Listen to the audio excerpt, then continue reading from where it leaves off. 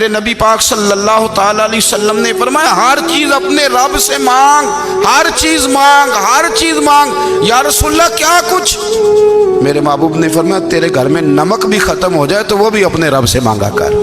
تو مانگنا وہ تجھے دے گا، تو اس کی بارگاہ میں کشکول طلب دراز تو کرنا۔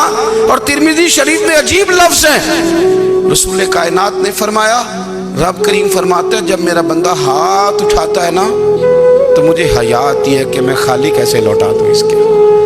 اتنے بڑے بادشاہ کی بارگاہ میں، او بھائی لوگوں سے عزتیں تلاش کرتے ہو تو وہ کیا تمہیں عزت دیں گے؟ وہ تو کل اچھا کہتے ہیں پرسوں برا کہنے لگ جاتے ہیں۔ لوگوں کے سامنے گڈ بک میں آنا چاہو گے تو وہ تو سویرے تمہارے بارے میں کچھ کہیں گے، شام کچھ اور کہیں گے۔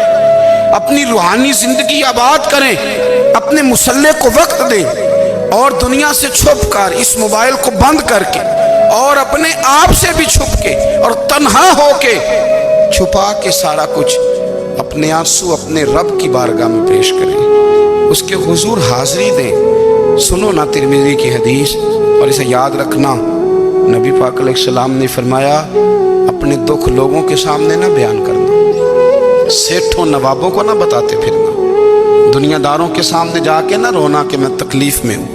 فرمایا اگر دنیا داروں کو دکھ بتاؤ گے رب تمہیں کبھی غنی نہیں کرے گا۔ اور لوگ ہیں کہ الٹا مذاق اڑائیں گے آپ کی، جس سے بڑی پکی یاری ہے نا، پکی، وہ تب تک پکی ہے جب تک آپ نے 50,000 مانگا نہیں، اور جس وقت آپ نے کہہ دیا کہ میں مجبور ہوں میری مدد کر تو پھر ختم ہو گئی دوستی۔ لوگوں کی تعلقات آپ کے ساتھ تب تک ہیں جب تک آپ ان سے کوئی ضرورت وابستہ نہیں کرتے۔